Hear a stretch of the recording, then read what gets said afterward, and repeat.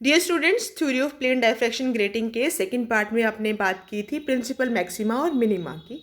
हमने कहा था कि दो कॉन्जिक्यूटिव प्रिंसिपल मैक्सिमास के बीच n-1 मिनिमस लाई करते हैं। कि सपोज कि अगर आपके यहाँ पे दो कॉन्जिक्यूटिव प्रिंसिपल मैक्सिमा है, सेंट्रल मैक्सिमा है या आपका फर्स्ट ऑर्डर मैक्सिमा है, इन दोनों मैक्सिमास के बीच कुछ आपकी पोजीशंस आई थी जो कहाँ से निकाली थी आपने, कंडीशन से निकाली थी, और उन पोजीशंस पे आपने कहा था कि यहाँ पे मिनिमा होना चाहिए।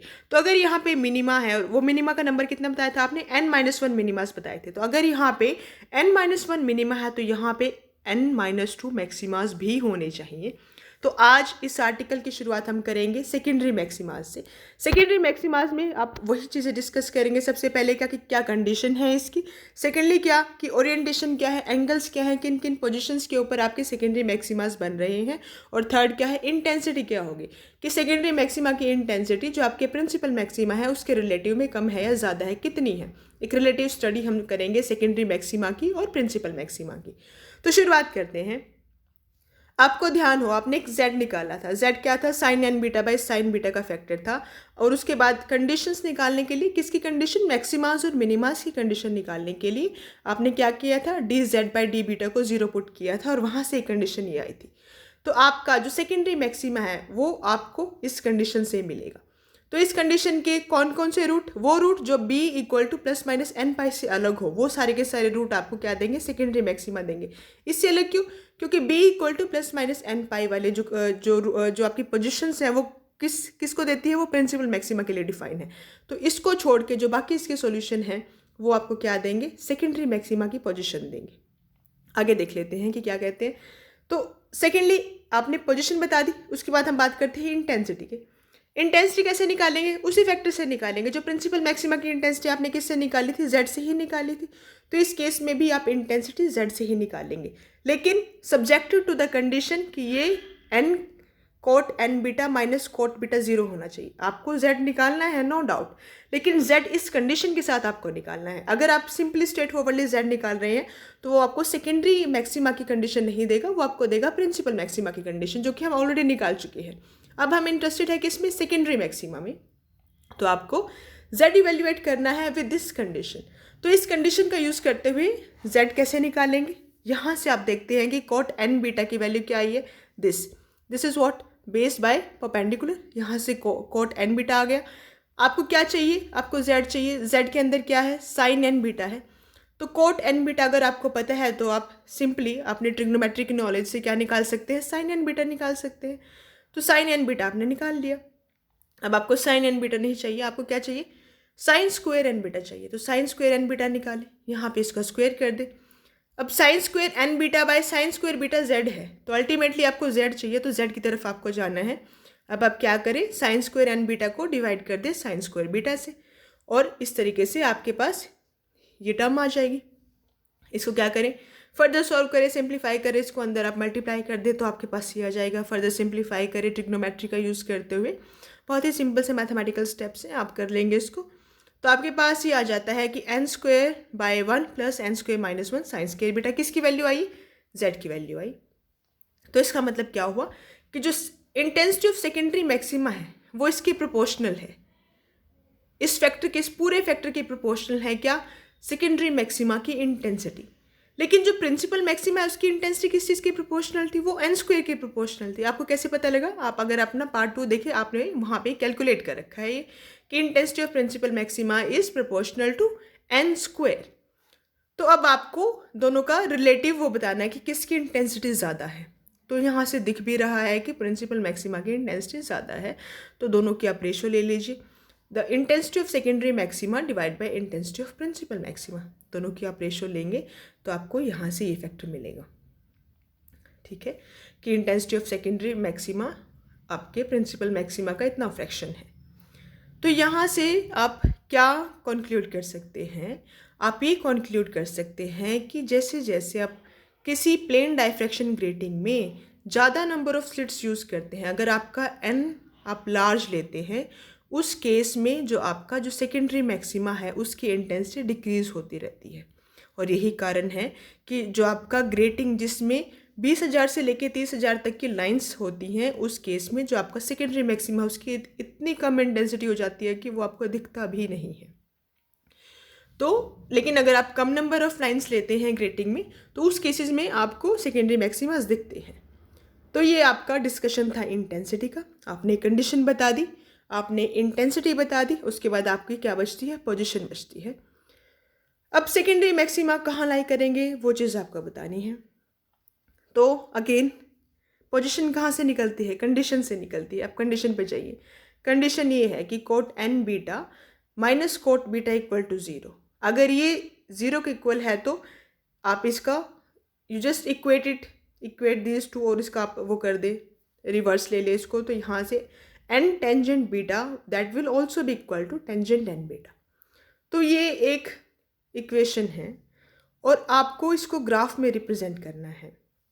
तो और आपकी पोजीशन ऑफ सेकेंडरी मैक्सिमा कहाँ से बताएगी, जहाँ पे ये कर्व और ये कर्व एक दूसरे को इंटरसेक्ट करेंगे, वो पॉइंट्स आपकी वो जो एंगल्स जहाँ पे ये कर्व, कौन सा कर्व, एन टेंजेंट बीटा का कर्व और टेंजेंट एन बीटा का कर्व एक दूसरे को इंटरसेक्ट करेंगे, उन पॉइंट्स के ऊपर ये कंडीशन सेटिस्फाई होगी और वो जो एंगल्स हैं वो एंगल आपको देंगे सेकेंडरी मैक्सिमा की पोजीशन। तो अब आपका काम क्या बचता है कि आपको एन टेंजेंट बीटा और टेंजेंट एन बीटा के कर्व्स ड्रॉ करने हैं। एन टेंजेंट बीटा का कर्व आपने ड्रॉ किया, ये आपका एन टेंजेंट बीटा का कर्व है। उसके बाद आपने टेंजेंट एन बीटा का कर्व ड्रॉ किया एक पर्टिकुलर केस के लिए। कौन सा केस, जब आपने एन 6 ले रखा है, उस केस के लिए आपने ये ड्रॉ किया। तो यहाँ पे आप देखते हैं कि इन पॉइंट्स के ऊपर एक कर्व एक दूसरे को इंटरसेक्ट कर रहे हैं और ये पॉइंट्स आपको पोजीशन देंगे किसकी, सेकेंडरी मैक्सिमा की। तो यहाँ पे वही बातें लिख रखी है कि y equal to n tangent beta का कर्व कौन सा है, y is equal to tangent n beta का कर्व कौन सा है और कौन कौन से लाइन से एसिम्प्टोटिक है। तो ये सारे डिस्कशन आप करेंगे। सबसे इंपॉर्टेंट पोजीशन में क्या है, ये डायग्राम कि कर्व्स कैसे ड्रॉ करने हैं, ये चीज़ आपने बड़े ध्यान से देखना है। चलिए, हमने अभी तक डिस्कशन कर लिया किसका, प्रिंसिपल मैक्सिमा का, उसके बाद मिनिमा का, उसके बाद सेकेंडरी मैक्सिमा का। अब कंप्लीट डिस्कशन करते हैं कि आपका जो इंटेंसिटी है, आपने इंटेंसिटी से शुरुआत की थी ना, आपने जो ये वाला फैक्टर है इसी को तो आपने जेड लिया था।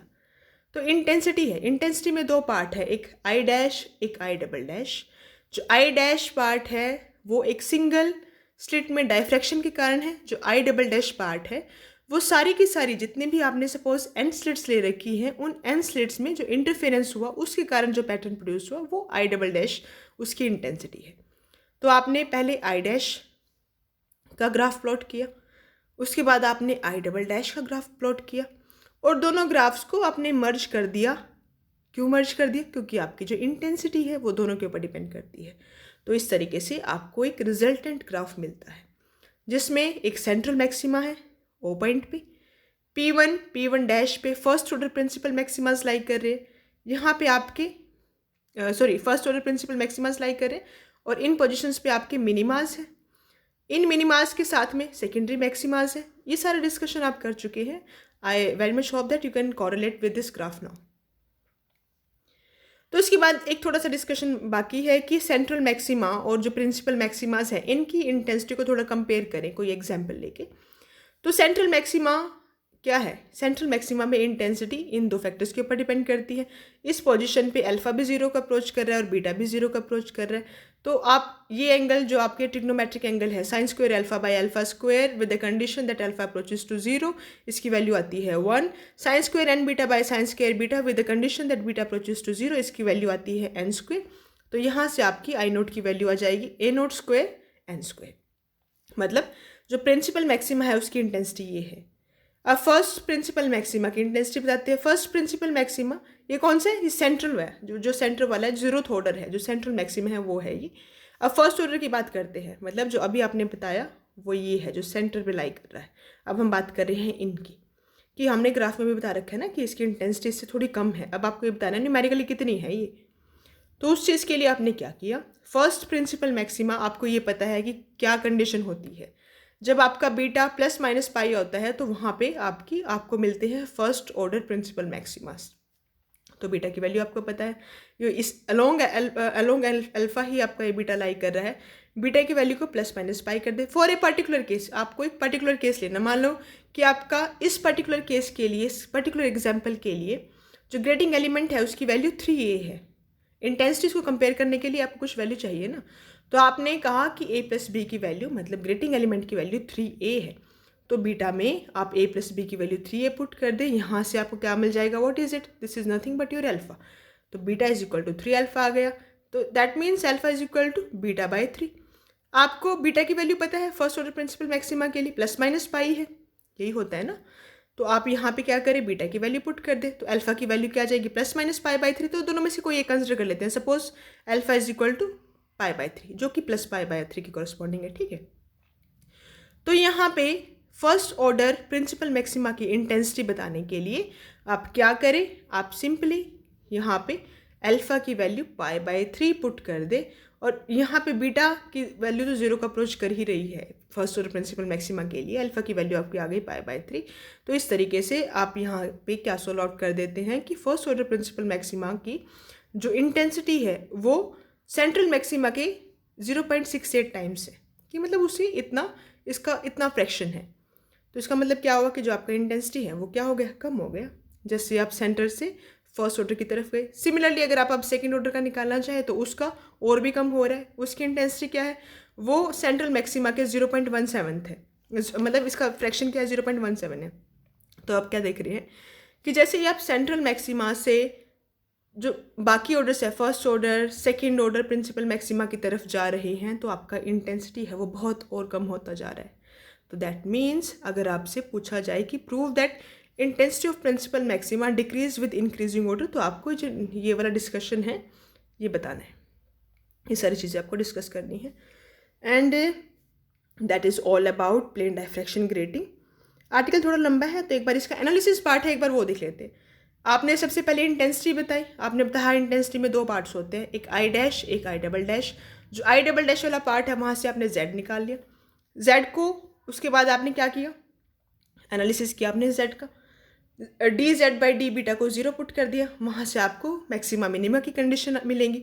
तो सबसे पहले आपने बात करी प्रिंसिपल मैक्सिमा की। प्रिंसिपल मैक्सिमा में आपने 3 बातें की, पहली उसकी कंडीशन, दूसरी उसकी इंटेंसिटी, थर्ड उसकी पोजीशन। उसके बाद आप आए मिनिमा पे।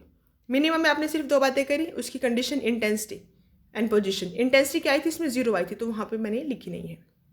थर्ड में उसके बाद आपने क्या किया, सेकेंडरी मैक्सिमा की बात करी, कंडीशन, इंटेंसिटी, पोजीशन, और आपने प्रिंसिपल मैक्सिमा के साथ उसका कंपैरिजन भी दिखाया, और उसके बाद आपने ओवरऑल ग्राफ डिस्कस किया। तो that is all about theory of plane diffraction grating.